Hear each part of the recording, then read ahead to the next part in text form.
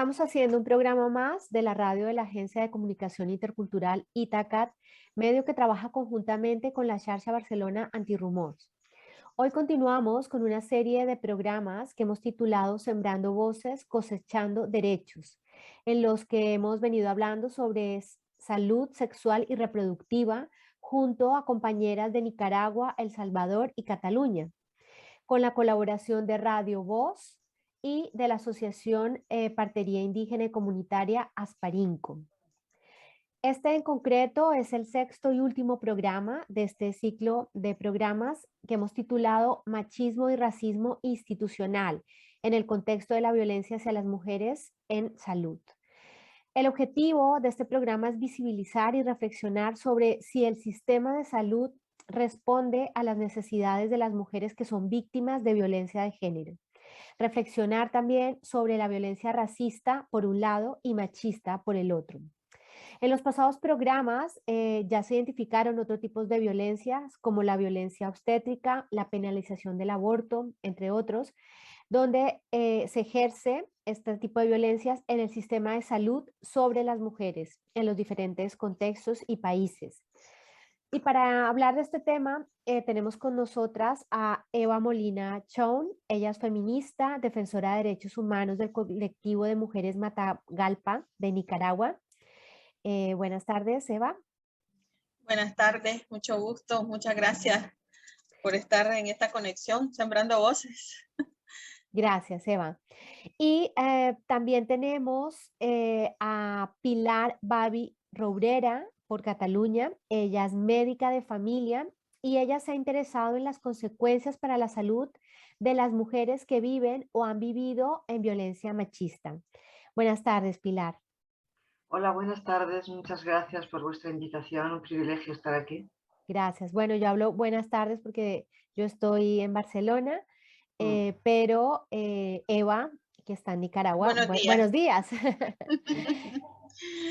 También para este programa, y lo presento por si en algún momento puede entrar y si no, simplemente lo dejamos enunciado, porque esta serie de programas hemos intentado que participen expertas o activistas de países de Nicaragua, El Salvador y Cataluña. Por El Salvador hoy nos debía acompañar Mayra Bolaños. Ella es educadora para la salud y defensora de derechos humanos con experiencia en atención primaria en salud, salud sexual y reproductiva, quien hace parte de la Alianza de la Salud Sexual y Reproductiva del movimiento ecofeminista de El Salvador. Así que si Mayra se conecta, pues ya se unirá con nosotros y ya la hemos presentado. Bien, entonces comenzamos con una pregunta general que me gustaría que tanto Eva como Pilar puedan responder, y es sobre sus experiencias, vuestras experiencias y realidades, si creen que el sistema de salud responde a las necesidades de las mujeres víctimas de violencia. Eva, por ejemplo. Ok. Bueno, esa pregunta, digamos, es una pregunta que nos hacemos las mujeres que trabajamos en estos esfuerzos por prevenir la violencia machista y por atenderla, por dar acompañamiento, por hacerla visible y también por desarrollar protocolos de atención dentro de las unidades de salud y dentro también de los espacios de acompañamiento que se han venido creando en los espacios de mujeres en el país para hacerle frente pues a esta pandemia ahora, epidemia silenciada, que es la violencia machista. Nosotras vemos que dentro de los sistemas de salud pues todavía queda mucho trabajo, muchas cosas por hacer, en el sentido de que los sistemas de salud prácticamente están muy enfocados al tema de atender solo aquellas situaciones que vienen con una agresión ya grave, digamos, cuando las mujeres llegan en un estado de muy golpeadas, cuando recurren a las unidades de salud en unos estados de deterioro físico, con lesiones físicas graves, por ejemplo, ¿no? Cuando hablamos de ya desde las mínimas hasta las máximas, ¿no? Desde desde contusiones, golpes, hasta amputaciones, incluso ya a veces en peligro de muerte, ¿no? Que es lo que sucede con las víctimas de femicidio, por ejemplo, de los femicidios frustrados, que en Nicaragua en este año ya llevamos más de 90. Entonces, y que recurren a las unidades de salud, pero son tratadas como cualquier paciente que llega a las unidades de salud y que requiere de este tipo de atención, ¿no? De una atención médica más enfocada en no ver de dónde viene el problema, o sea, cuál es la situación con la que llegó esa persona a los sistemas de salud, sino atender la lesión. Entonces ahí nosotras encontramos serias deficiencias en todo este abordaje de la violencia machista, porque incluso no hay una correlación que permita o una relación que permita que los sistemas de salud contribuyan a que estas personas que llegan, estas mujeres, estas niñas, estas adolescentes, lleguen a los sistemas de salud y que eso sea como un camino también que les sirva para el acompañamiento cuando se busca la ruta de la justicia en el caso de que las personas decidan hacerlo. Pues ahí se rompe esa relación porque claro, las mujeres están vistas solamente como cuerpos que llegan, pues cuerpos lesionados como llegan otros, pues como llegan los de accidentes, como llegan la gente por una enfermedad de las que pueden suceder en las personas. Entonces ahí vemos deficiencia. Otra parte importante dentro de los sistemas de salud es todo el tema de las agresiones sexuales. O sea, a los sistemas de salud llegan todas aquellas niñas embarazadas, producto de violaciones, productos de los abusos. Y a las chavalas, a las adolescentes, que son altas las tasas en Nicaragua también, nosotras estamos viendo que cada año el peritaje, el médico legal, lleva cifras escalofriantes, más de 6,000 y pico de niñas, de adolescentes que llegan a los servicios de salud, no las atiende en por qué esa niña llegó embarazada, por qué esa adolescente, perdón, llegó embarazada y al sistema de salud, sino que solo se preocupan pues por cuidarle la panza, como decimos aquí, ¿no? A nosotras. Y a veces ni eso, pues porque prácticamente es responsabilizarlas, culpabilizarlas, discriminarlas, ¿verdad? Ahí como son menores de edad, entonces prácticamente se les imponen o se les acusa de un montón de situaciones de las cuales las chavalas pues no son las responsables de eso, pues muchas vienen de situaciones de abusos continuados desde menores y todas esas situaciones no son abordadas dentro de los sistemas de salud. Otras situaciones que nos podemos encontrar es que las mujeres en los espacios de salud no hay para poder hablar, ¿verdad? Porque muchas mujeres la violencia machista la cargan en sus vidas durante tantos años que necesitan espacios en los cuales poder vaciar en el momento en que eso ya se llenó, que el vaso ya se llenó, que ya no aguantan la presión de tanta violencia en sus vidas y que necesitan un espacio para hablarlo, para sacarlo y para poder trabajarlo y para poder sanar o para poder hacer esa sobrevivencia, ¿no? Que significa el haber vivido en situaciones de violencia machista muchísimos años de tu vida e incluso haber vivido pues violencia sexual en la infancia.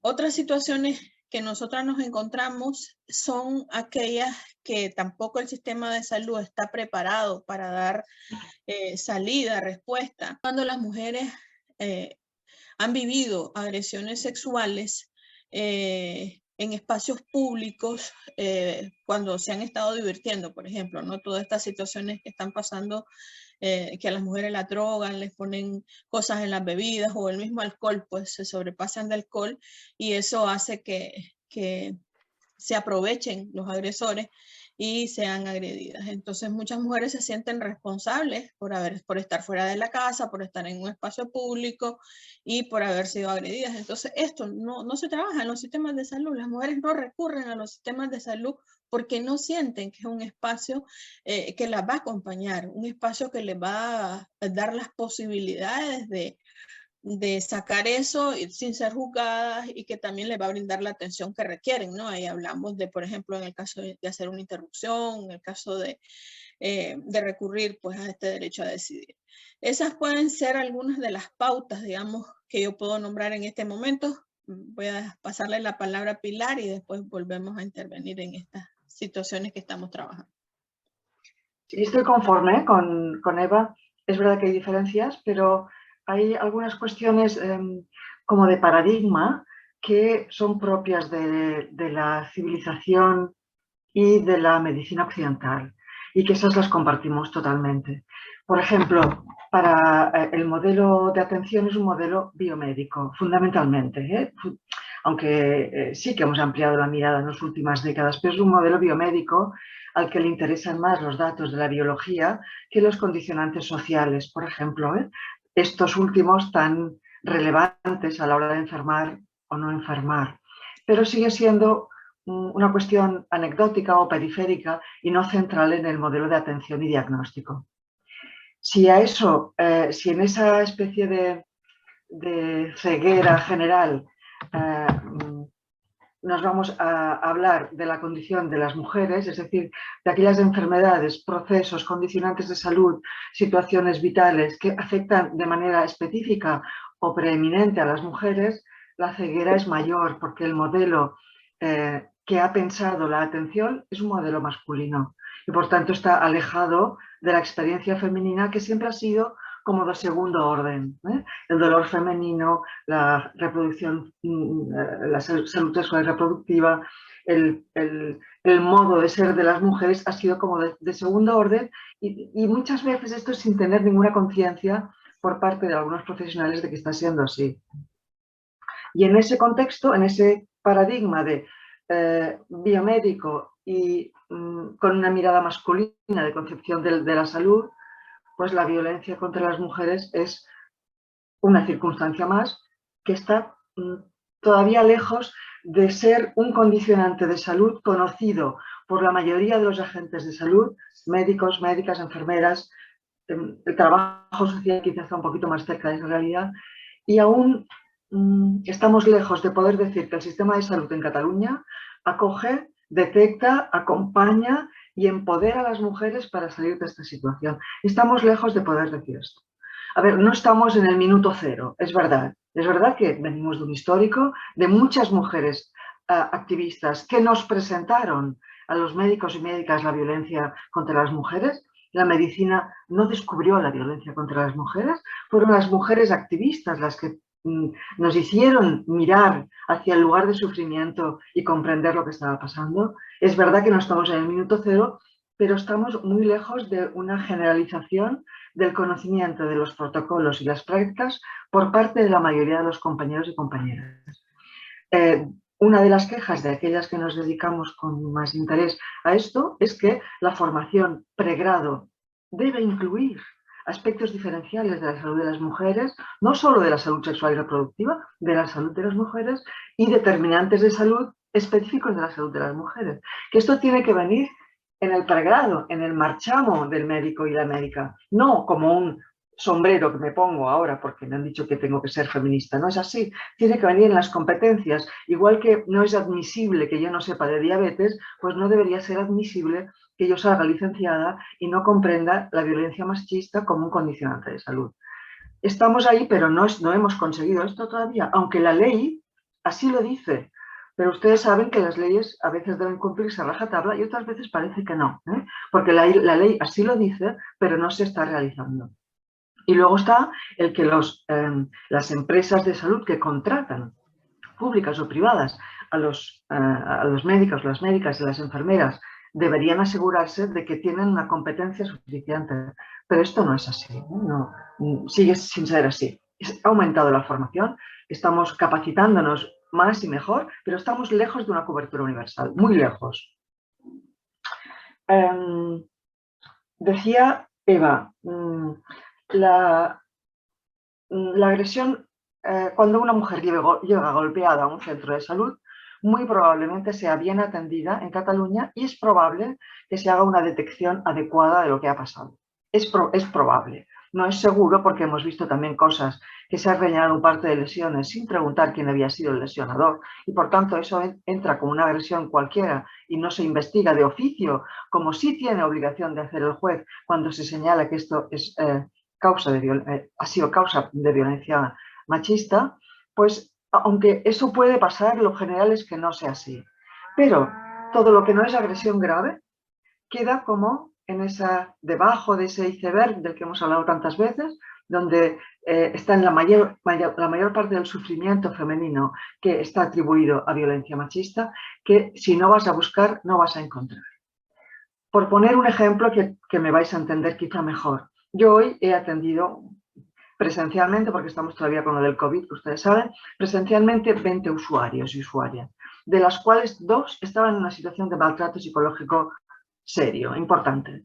Vale, ese maltrato se podía haber interpretado como depresión en un caso y como particularidades de la relación de la familia en otro.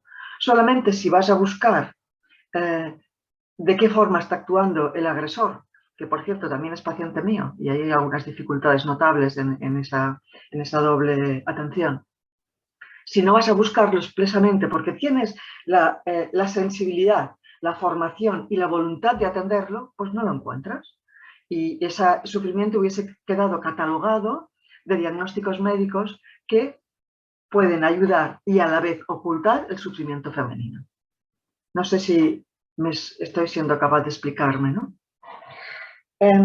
Muy interesante también lo que decía Eva, los medios, la televisión, las redes sociales, hacen bombo y platillo, que decimos aquí, de la agresión grave, de la agresión en manada, de esta agresión brutal, naturalmente deleznable, no hay ni que decirlo, pero se olvidan de decir que la mayor parte de las agresiones sexuales ocurren en el hogar. Ocurren en el hogar o por personas que son de la familia o cercanos a la familia. Y esta es una realidad, otra vez, totalmente distinta, que requiere otra vez una mirada totalmente distinta, porque no te va a venir una joven agredida en la calle, sino una joven embarazada, a lo mejor de un familiar cercano, como ha sugerido Eva ahora mismo. Y es verdad que no tener la mirada adecuada para detectar eso, es una doble victimización. Porque si tú le dices a una muchacha, a una jovencilla de 17 o 18 años, que tenía que haber tenido cuidado, tenía que haber cuidado ¿de quién? ¿De su padre? ¿Tenía que haber tenido cuidado de quién? ¿De un hermano? ¿De un tío? Si ella tenía que haber tenido culpable, hay una doble victimización. La que le ha realizado el abusador y el que realiza la institución que no mira lo que está pasando. Totalmente de acuerdo. En Cataluña hay ahora mismo algunos servicios especializados en la atención a la agresión sexual en la vía pública, en el espacio de ocio, en donde también suceden cosas gravísimas. El Hospital Clínic de Barcelona tiene un servicio de apoyo que es, yo creo que es un ejemplo a seguir y que la doctora Luz García Esteve ha hecho un trabajo extraordinario por llevar adelante, pero es Barcelona espacio público. Si esto mismo te ocurre en el Pallars, que es una zona montañosa de Cataluña, pues te puede pasar una cosa muy diferente. Y si te pasa en el espacio privado, pues probablemente no haya lesiones y probablemente sea muy difícil de que esa muchacha o esa mujer pues consulte a este servicio especializado.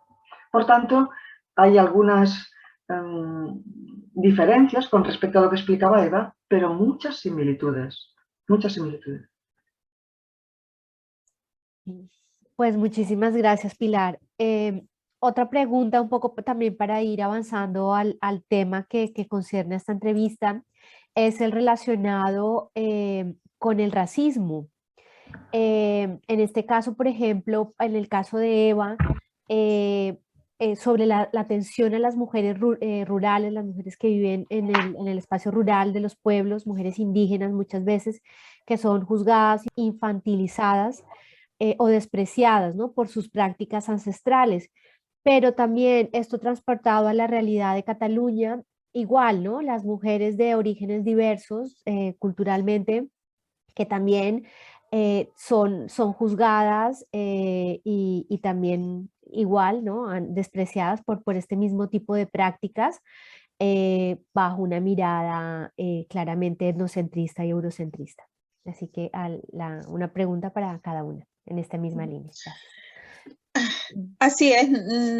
Por eso, digamos, en el país no, se ha hecho un fuerte trabajo. Nosotras hemos hecho como organización un fuerte trabajo de recuperación y de visibilización del trabajo de las parteras como parte de toda esa sabiduría ancestral que llevan las mujeres en el acompañamiento al parto, al embarazo y al parto de las mujeres, y que eso sea reconocido dentro de los sistemas de salud y se establecieran los sistemas de referencia, contrarreferencia y acompañamiento para poder reconocer toda esta labor que desarrollan las parteras, a las cuales también se les ha acusado desde el sistema de salud de ser las que muchas veces hacen como que las mujeres entren en más alto riesgo obstétrico, ¿no? Cuando en la realidad es otro, al revés, lo previenen, trabajan sobre él y acompañan a las mujeres en eso, pero también dar herramientas para que tengan mayores posibilidades de acompañar esos procesos que históricamente los han hecho, pues ha sido parte de ese reconocimiento en esta relación con las mujeres que viven una discriminación por el hecho de ser mujeres campesinas, mujeres rurales, mujeres que vienen del campo, mujeres que por el clasismo con el que se trabaja desde los sistemas de salud, pues se ven muy violentadas en sus derechos porque son vistas como personas sin conocimiento, personas sin información. Cuando las mujeres acuden a los servicios de salud, las mujeres rurales, las mujeres que vienen del campo, que en Nicaragua la mayoría de esta población es población mestiza, que viene de sus raíces indígenas, pero ya dentro de un proceso, en el caso de las zonas en las que vivimos nosotras, ¿verdad? En la costa Caribe, pues sí, todavía está todas las poblaciones indígenas, pues que para empezar viven altos niveles de desatención en salud global y a mucho menos las situaciones de violencia, ¿no? Y ahí se enfrentan pues al tema de que la mayoría de las trabajadoras de la salud hablan español, no hablan miskito, no hablan creol, no hablan sumo, no hablan las lenguas, digamos, que son con las que la gente se entiende y con las que la gente puede expresarse y decir cuál es la situación que llega a plantear al sistema de salud. Ya de hecho ahí estamos hablando de un problema de falta de empatía y de entendimiento en la relacionalidad, en la atención a las personas que demandan los servicios de salud. Ya no digamos la incapacidad, digamos, para atender las situaciones de violencia con las que llegan las mujeres a los servicios de salud. En ese sentido, aquí, por ejemplo, ha sido una de las tareas a las cuales nos hemos dedicado de poder trabajar protocolos que pudieran dentro de los servicios de salud pues hacer una atención más humanitaria, poder acompañar a las personas que llegan al sistema sin tomar sin discriminación, digamos, de su procedencia, sino viéndola como un ser humano que tiene una necesidad de ser atendida en ese momento y que necesita de un acompañamiento en salud, ¿no? Y que no siempre sean regañadas, no siempre se les trate como que no supieran qué es lo que llegan a plantear o como que vienen de procesos en los que prácticamente a veces yo siento que se les trata como que no fueran personas, pues es terrible el trato. Entonces, todas esas cosas, pues desprecio al final de cuentas, es desprecio y desprecio por la humanidad de estas personas porque proceden de estos sectores que son empobrecidos en la sociedad, que son sectores aislados también de medios de comunicación, de los mismos servicios del sistema de salud, porque por ejemplo nosotras con nuestro trabajo como organización hemos tenido que ir atendiendo en las comunidades a las mujeres porque las mujeres no tienen confianza en el sistema de salud, se sienten maltratadas dentro del sistema de salud, no tienen la posibilidad de ir a plantear toditas las situaciones que les afectan. Por ejemplo, tienen confianza de ir donde la partera a decirle, mire, me duele aquí, siento que no se me mueve cuando están embarazadas, o a plantear, por ejemplo, cuando tienen un problema pues en sus genitales y que les preocupa. Entonces para ella su referencia es más la partera, la promotora, y en el caso nuestro pues el equipo de salud del colectivo. Eso ha permitido, digamos, que las mujeres hoy, por ejemplo, echen en falta eso, ¿no? Esa atención, ese acompañamiento, ese cariño, esa humanidad, ese sentido de escucha, de poder atender más allá de lo físico, qué es lo que está pasando con vos en tu vida, en tus relaciones familiares, y ahí donde está presente la violencia machista, ¿no? Entonces, otro tema que quiero poner aquí y que es muy importante para nosotros es el tema de la medicalización del cuerpo de las mujeres. O sea, los sistemas de salud en el abordaje de la violencia machista, al no estar preparadas para atender estas situaciones, identificarlas, prevenirlas, darles ese cauce, ¿no? Por el apoyo emocional, por el apoyo psicosocial, para la comprensión, la prevención y la salida, tienden a medicalizar todas aquellas situaciones que son manifestaciones de la violencia, ¿verdad? Por ejemplo, Pilar decía, la gente que llega con problemas de, por ejemplo, muchas mujeres llegan con problemas serios de estrés, de insomnio, de depresión, de ansiedad, de trastornos alimenticios, que incluso algunas con ganas de suicidarse y todo este tipo de cosas. O sea, todas esas cosas se sobremedicalizan, o sea, se recurre a la pastilla, se recurre a la sobremedicación para darle salida a estos problemas que no son, que mucha gente piensa que tomando pastillas, que es lo que hace el sistema de salud, medicalizar todas estas situaciones, y con eso favorecer a las farmacéuticas, lo que hacen es prácticamente envenenar el cuerpo, porque decimos nosotras, más violencia sobre los cuerpos de las mujeres es la medicalización, y ese es un concepto machista, pues es un concepto patriarcal, porque no se entiende que el problema de muchas mujeres que viven depresión, que viven ansiedad, que no duermen, que están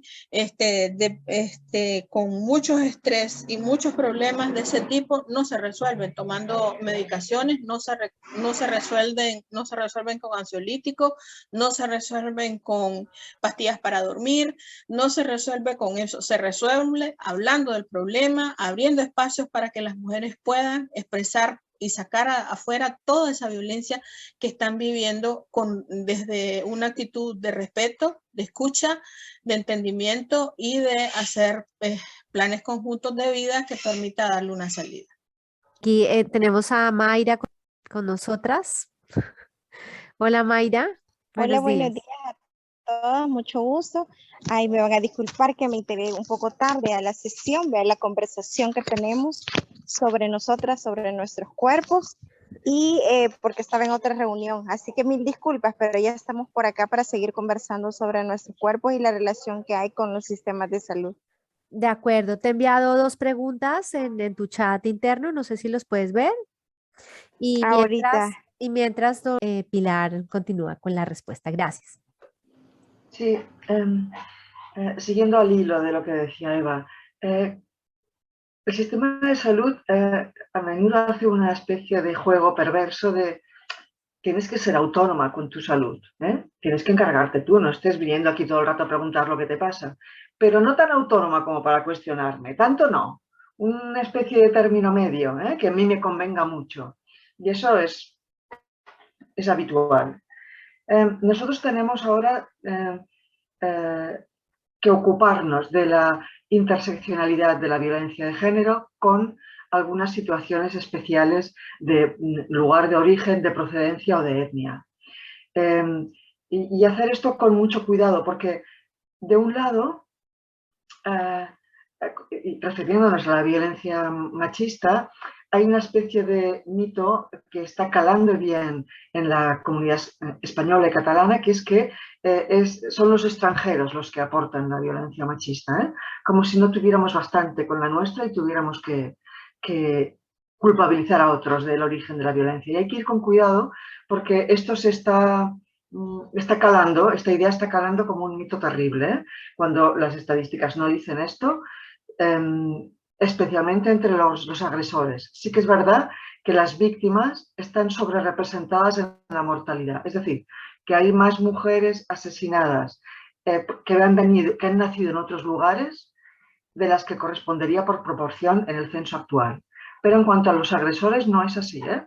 Y esto es interesante, yo no sé si ustedes conocen las macroencuestas que se han realizado por los distintos ministerios de sanidad o de igualdad de españoles, que son encuestas que se realizan cada 4 o 5 años a la población de mujer, a una muestra grande de población de mujeres, a la que se le hacen preguntas muy interesantes respecto a la violencia machista, y en ella se ve representado como pues, el origen del agresor no parece ser determinante en lo que vaya a suceder. Y es importante remarcarlo.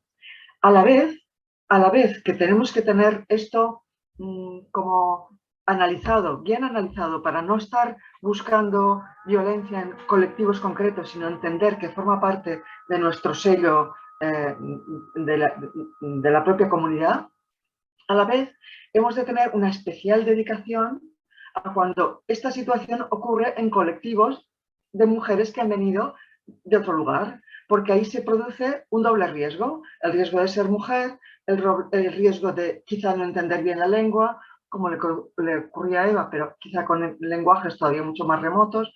La población china en Barcelona es muy importante, la de origen pakistaní que habla solo urdú es muy importante, la de Marruecos es muy importante, y estas mujeres, que además suelen venir reagrupadas de la pareja masculina, viven situaciones muy difíciles, que son difíciles de atender desde el sistema de salud y del sistema social en general. Hay que tener una mirada especialmente delicada hacia esas mujeres. Es decir, que ni creer que la violencia ocurre en ese contexto solo, pero sí comprender que cuando se suman situaciones de riesgos de varios sectores de la vida de la persona, la probabilidad de que ocurra algo grave es mayor. Es decir, que si tú eres una mujer que ha llegado del Pakistán hace un año, que no habla catalán ni castellano, que habla mal inglés porque no ha tenido acceso a la cultura, no por nada más, que debe hablar un urdú precioso que nosotros no entendemos, y has venido por agrupación familiar de tu marido, la probabilidad de ser atendida por el sistema de salud es pequeñísima, porque vendrás acompañada del marido, que es el que a lo mejor habla un poquito castellano o castellano, y porque el sistema de creencias en el que no entiendes nada de lo que está pasando a tu alrededor, porque nadie te lo ha explicado, no porque no seas perfectamente capaz de entender. Entonces, la aproximación a este grupo, a este colectivo vulnerable, tiene que ser muy delicado.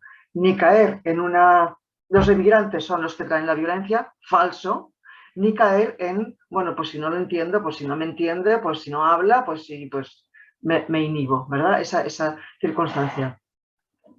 Una cosa que ha comentado Eva: los intentos de suicidio en el contexto de violencia de género son muy frecuentes entre las mujeres, y se da la perversión de que muchas veces es el maltratador el primero que rescata a la víctima, porque se la encuentra en situación de enfermedad a consecuencia del intento, y eso confunde tremendamente al sistema de salud, porque es el maltratador el que ha avisado a los servicios de emergencia y se produce una distorsión grandísima. Pero he de deciros como cosa buena, porque no vamos a hablar solo de lo que falta, que la reforma de la ley catalana que se ha aprobado a finales del año pasado contempla como una consecuencia para la salud de la violencia de género el intento de suicidio de esa mujer. Y parece un pequeño, pero es un gran cambio. Parece un pequeño, pero es un gran cambio. Siguiendo también el hilo de Eva, que como empieza a hablar y habla muy bien, me gusta más seguir su hilo.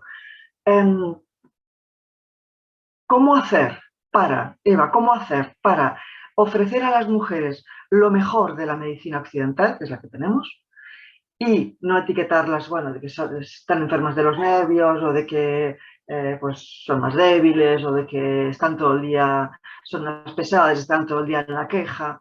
¿Cómo ofrecer lo mejor de la medicina occidental y no medicalizarlas?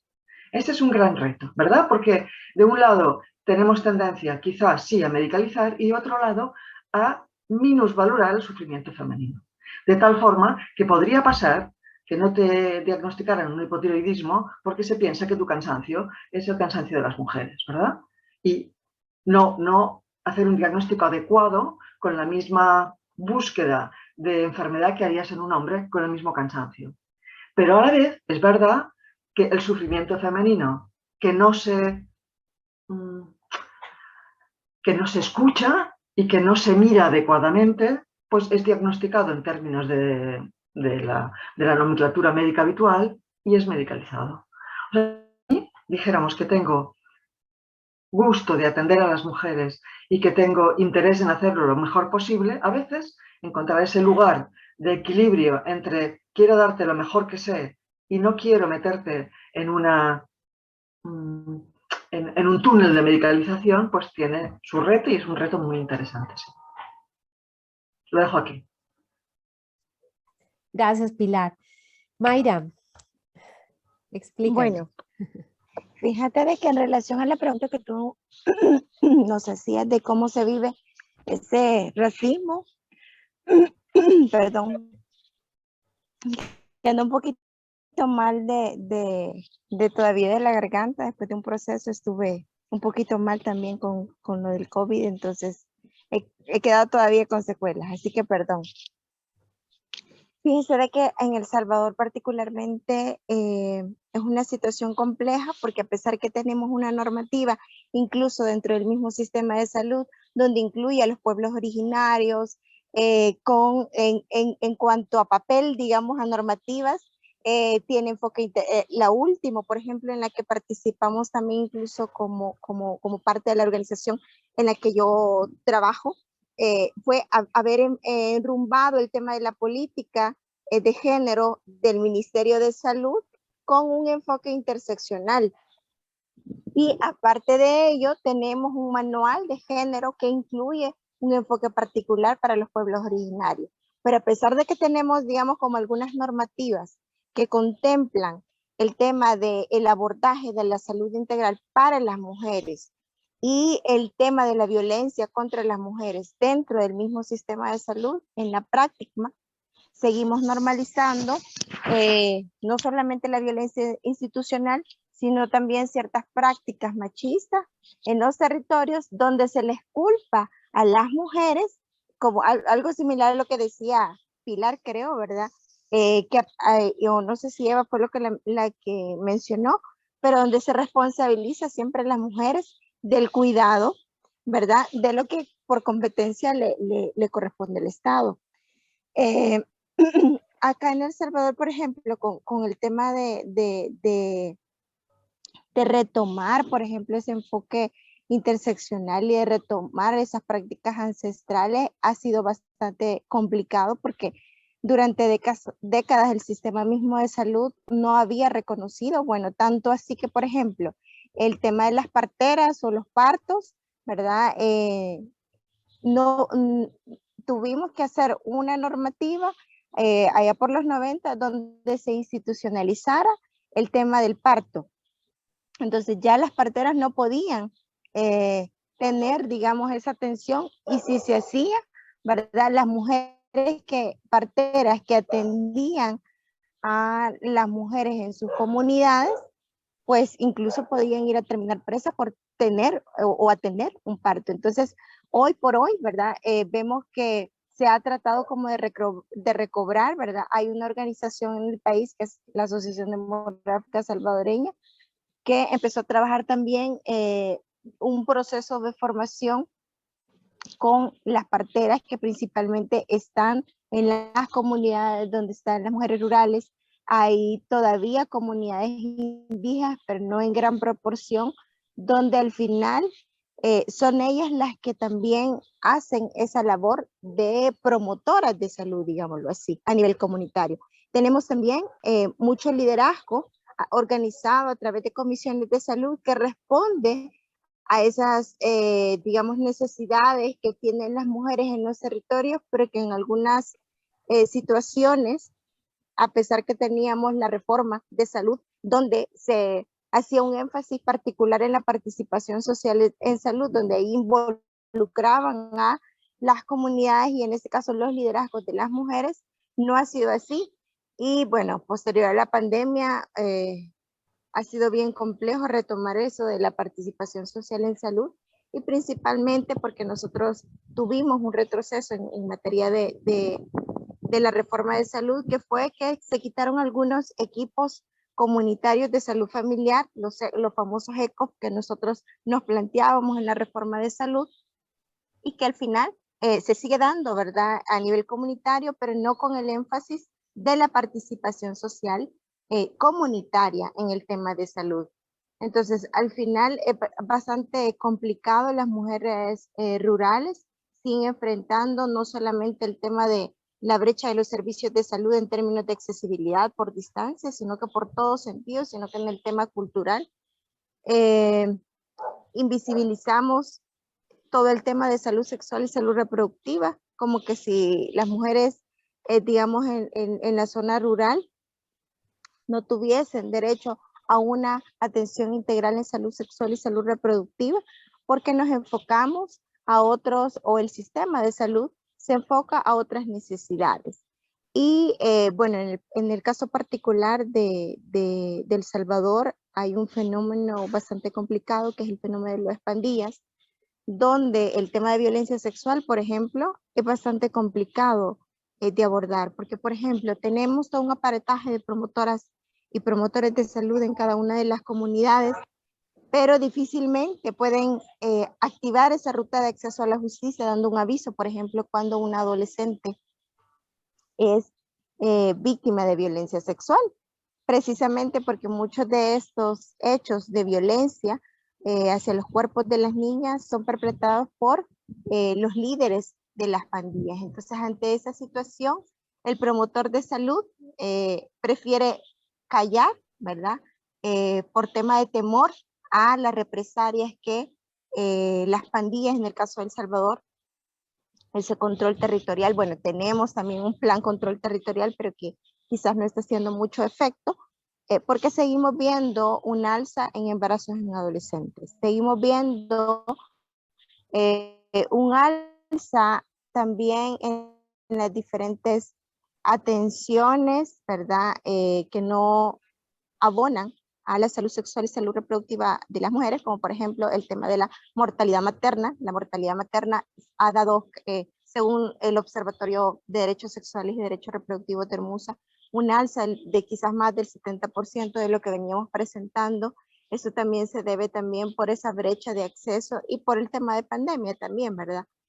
Pero decir que esas situaciones que afectan los cuerpos de las mujeres y que se enfatiza más también el término, en términos también de esa mirada interseccional que planteaba Pilar, o sea, no es lo mismo también vivir esas violencias en los cuerpos de las niñas y las adolescentes y de las mujeres adultas, o sea, hay un margen ahí de diferencia, una brecha también etaria, ¿verdad? Que tiene que ver con la normalización, tanto de la cultura de la violencia, pero también con una práctica adultocentrista que se da, ¿verdad? Principalmente en las comunidades rurales, en los pueblos originarios que no se escapan también a esa cultura de la violación, porque es a eso lo que nos enfrentamos. Entonces, pero ¿será que están preparados los sistemas de salud para enfrentar esas brechas? No solamente sociales, no solamente esa determinación social que está abajo del ejercicio del derecho a la salud, sino también otras determinantes sociales alrededor, como el tema de la seguridad ciudadana, ¿verdad? Que tiene que ver con espacios seguros para las niñas, las adolescentes y las mujeres, que es lo que estamos hablando también, que tanto los estados están aportando. Un poco enrumbándome la pregunta que hacía Omaira en cuanto a qué protocolos o qué normativas tenemos, por ejemplo, para ese abordaje de la atención integral de la salud, que por supuesto que incluye el abordaje de la violencia hacia las mujeres. En ese sentido, El Salvador, por ejemplo, cuenta con protocolos de atención, por ejemplo, lo que les mencionaba de la violencia sexual, porque los casos de embarazos en adolescentes son violencia sexual, ¿verdad? En niñas y adolescentes. Hay todo un protocolo de atención, pero que difícilmente a veces se activa esa ruta de atención a la violencia sexual precisamente por esos contextos sociales que están dentro de la comunidad, que están inmersos, como por ejemplo el tema de las pandillas que le menciono. Aparte de ello, está aunado una situación complicada que es el tema de acceso a la justicia. Muchos de estos casos, ¿verdad?, de violencia institucional, como por ejemplo el tema de la violencia obstétrica, se ve tan normalizada que a las niñas le griten, ¿verdad?, cuando están en su proceso de parto, a las mujeres, no hay un trato digno en ese proceso por parte de los prestadores de servicios de salud que no se denuncia. O sea, nosotras tenemos una ley especial para una vida libre de violencia que no contempla la violencia obstétrica, por ejemplo, pero sí contempla la violencia institucional, que es una de las ámbitos de los 3 que nosotros tenemos, digamos, legislado dentro de esa normativa de la ley especial integral para una vida de violencia. Pero no hay un registro porque también no tenemos esa cultura de la denuncia, vivimos en esa cultura del silencio, donde normalizamos ciertas prácticas, como ese trato que siempre los prestadores de servicio de salud han dado, no tratos cálidos, para mí son prácticas deshumanizadoras, ¿verdad? Se ha tratado de migrar, por ejemplo, nosotros tenemos acá en el país la estrategia de parto humanizado, pero que todavía falta por hacerla llegar a los diferentes establecimientos de salud. Solo, bueno, hasta hace 2 años teníamos el tema del parto humanizado solamente en algunos establecimientos de el Seguro Social y el Hospital de la Mujer que nosotras tenemos. Pero el resto de hospitales no contempla esa estrategia de parto humanizado. Todavía hace falta sensibilizar a los prestadores de servicios de salud esa estrategia de parto humanizado. Entonces, realmente, digamos que normativas a nivel país creo que tenemos, pero nos hace falta abordar e involucrar, por una parte, el tema de la participación social en salud, que incluye también el fortalecimiento a la Contraloría Social en Salud, ¿verdad? Que hemos tenido esa afectación no solo de la pandemia, sino también el de que no se le ha dado la importancia para seguir profundizando esa reforma de salud que se planteó y con la que se vino trabajando durante la última década, ¿verdad? Simplemente quiero haceros una última pregunta para cerrar y de hecho esta pregunta también nace de la reflexión, de una de las reflexiones que tú hacías y que tiene que ver con uno de los temas de este programa, que es el machismo, ¿no? El machismo implícito en esta violencia, pero también en las leyes que juzgan a los agresores y violadores o en el mismo sistema de salud, ¿no? Que fortalece estos imaginarios machistas que todas ustedes han explicado, presentes en las diferentes sociedades y como hablaba Maya, en esta carga de cuidados, ¿no? Puede empezar Eva, si quiere.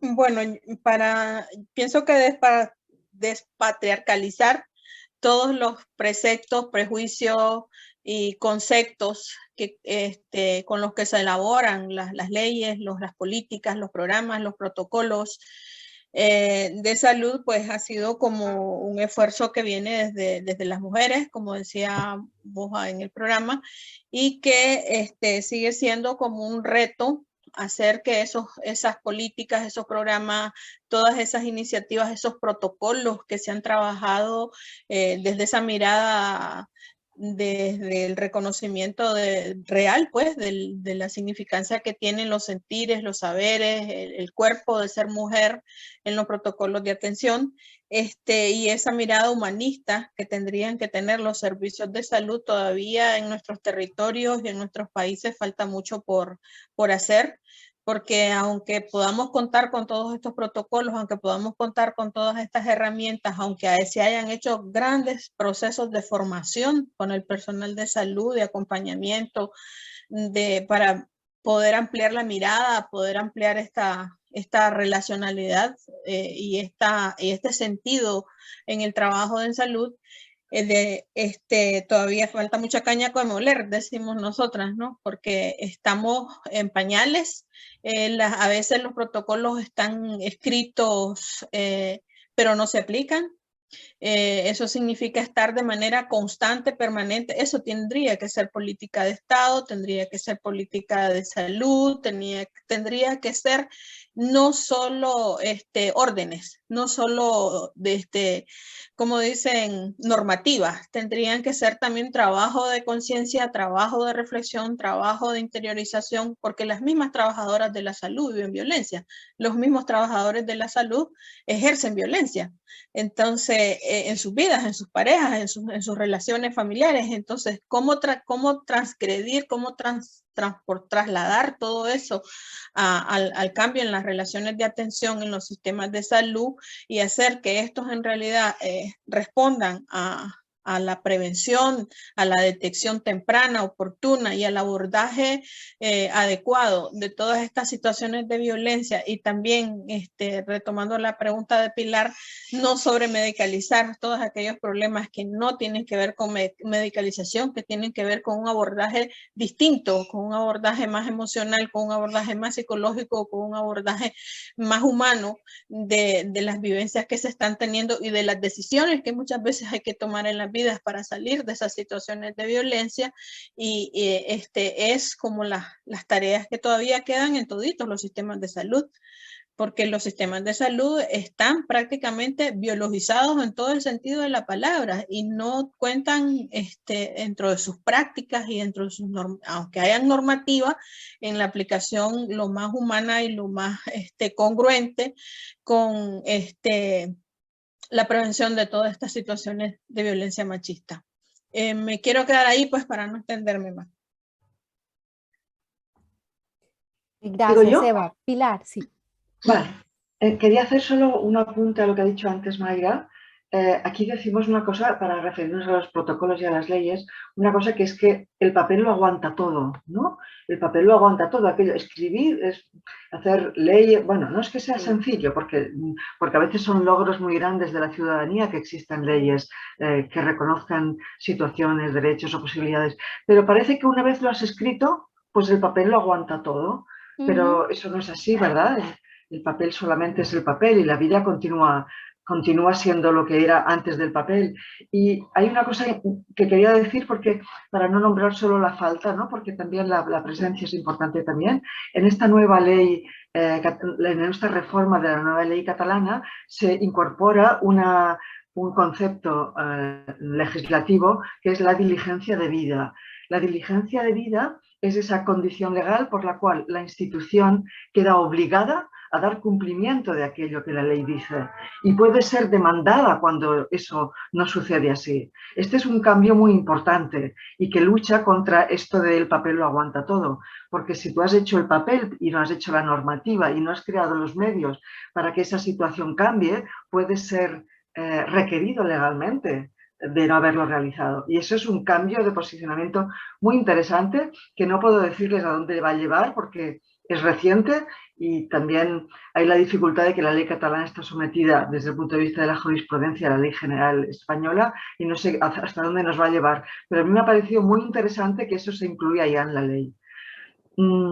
Esto por acabar lo que me quedaba por decir de lo que había dicho Mayra y creo que es importante señalarlo. Respecto al machismo y la medicina, yo no sé, por no hablar de los demás y de lo general, os diría lo que me pasó a mí, ¿no? Yo llevo ya unos años de profesión, como podéis imaginar, porque no soy joven, y me formé en un paradigma totalmente pues, masculino de entender y de atender. Y en un proceso conceptual y asistencial machista, es así, porque no hay otro modo, ¿no? Y a mí, fíjense que lo que me llevó a mirar las cosas de una manera diferente es entender que las mujeres que venían a consulta una y otra vez a hablarme del hijo, del marido, de sí mismas, que yo sentía como mujeres pesadas, esas mujeres estaban sosteniendo el mundo, sosteniéndolo realmente desde el cuidado, desde la atención y desde la realidad de cuidar el mundo. Cuando yo realicé este cambio de mirada, pude reconocer la grandeza de las mujeres no la miseria de las mujeres que tienen dolor, que son pesadas, que vienen mucho a los sistemas de salud, que están más deprimidas, que reciben más fármacos. No desde la carencia, sino desde la grandeza. Y eso a mí me produjo un cambio que me invitó al estudio, que me acercó al movimiento asociativo de mujeres, que ha sido clave en mi vida profesional, no solo en la personal, sino en mi vida profesional. Me llevó al estudio y pues a compartir y pedir a las instituciones, en este caso catalanas, que hagan los cambios necesarios. También es verdad, y vamos a decirlo francamente, que este es un camino largo para el que vamos a necesitar bastantes generaciones de médicas y médicos, pero que yo veo un cambio entre la médica joven que yo fui en los años principios de los 90 a los compañeros formados actualmente que han recibido una formación un poco distinta y que se acercan con una mirada un poco distinta. Es decir, que también quiero invitar a la esperanza porque nos hace falta. Gracias, Pilar. Y para terminar, Mayra. Hola, no sé si ustedes me escuchan bien. Es que yo tengo un poquito de problemas de señal, escucho entrecortada, pero si Te ustedes me escuchamos. escuchan, eso es lo perfecto.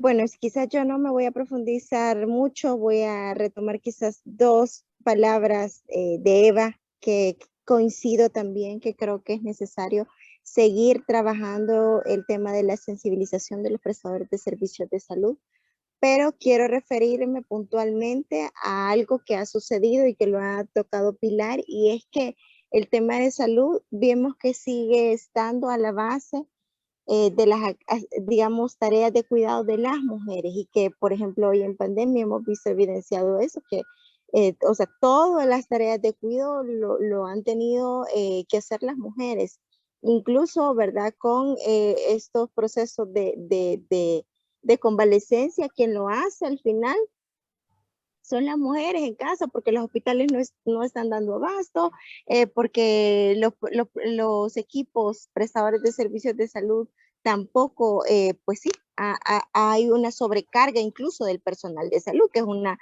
actividad de cuidado también. Entonces yo en eso sí quiero decir que es importante seguir visibilizando el tema del aporte de las mujeres, ¿verdad? Cómo las mujeres también por el tema de esa pobreza multidimensional, tienen que recurrir también a esas prácticas ancestrales, que son positivas desde mi punto de vista, ¿verdad? Porque es también recobrar toda esa práctica ancestral y memoria histórica de nosotras las mujeres, del cuidado mismo, ¿verdad? Y que va en armonía con nuestro territorio cuerpo y el territorio tierra. Entonces, en este caso, hay que trabajar por que se estigmatice esa práctica, creo yo que estamos viendo, ¿verdad? Que estuvieron atendiendo, ¿verdad? En esa parte de cuidado. Y por otro lado, ¿verdad? Se juzga esa práctica cuando, digamos, esa práctica es la que ha sostenido la vida durante muchos siglos. Entonces yo creo que es importante seguir trabajando en eso, en esa parte. Por ejemplo, acá en El Salvador, los movimientos feministas han jugado un papel muy importante a través de la atención, ¿verdad? Y sobre todo la organización de las mujeres en los territorios, donde muchas de ellas a través de grupos de autoayuda, como les mencionaba, comisiones de salud, ¿verdad? Esas redes de parteras siguen trabajando el tema de la atención de la salud en sus comunidades. Son ellas las que siguen, ¿verdad? Sosteniendo ese pilar fundamental en los territorios como lo es la salud, ¿verdad? Y en todas sus dimensiones, no hablo solo de la salud física, sino que principalmente la salud sexual y salud reproductiva, la salud en general del entorno, ¿verdad? Y creo que es importante seguir aportando, nos va a llevar generaciones, como dice Pilar, ¿verdad? Pero creo que también estamos, digamos, como en esa línea, que quizás van a haber contextos complejos, ¿verdad? En términos de ese espacio cívico, de políticas públicas, ¿verdad? Que no avancen, como por ejemplo en el caso de El Salvador, que tenemos una ley tan restrictiva que una complicación obstétrica al final se vuelve objeto de que te criminalicen y estés pagando penas grandes por homicidios. Una situación que se pudo haber evitado si tuviésemos un sistema de salud donde dan una información y una educación en salud que necesita y que por derecho nos corresponde. Entonces creo que la atención primaria se vuelve un pilar bien importante y que tenemos que trabajarla con las mujeres también, desde las comunidades, ¿verdad? Para que puedan también conocer, ¿verdad? Cuáles son esos servicios que ofrece el sistema de salud a los que tienen que hacer Contraloría Social, porque mientras las mujeres no participen en esos espacios de toma de decisión, difícilmente podemos ir avanzando también. Muchas gracias, Mayra. Y yo creo que con esto cerramos este programa que además ha sido un diálogo entre estas tres grandiosas mujeres de Cataluña, Nicaragua y El Salvador, donde también acabamos este ciclo de programa de Sembrando Voces, Cosechando Derechos. Y pues simplemente decirles que muchísimas gracias y que bueno, que ya saben que aquí tienen un espacio para hablar, para igualmente continuar hablando de estos temas. Muchas gracias. Muchas gracias a ustedes. Gracias a vosotras. Sí, Gracias, Omaira. Vamos a seguir sembrando y por supuesto que vamos a seguir cosechando juntas. cosechando voces. Muchas gracias. Gracias. Gracias. Gracias.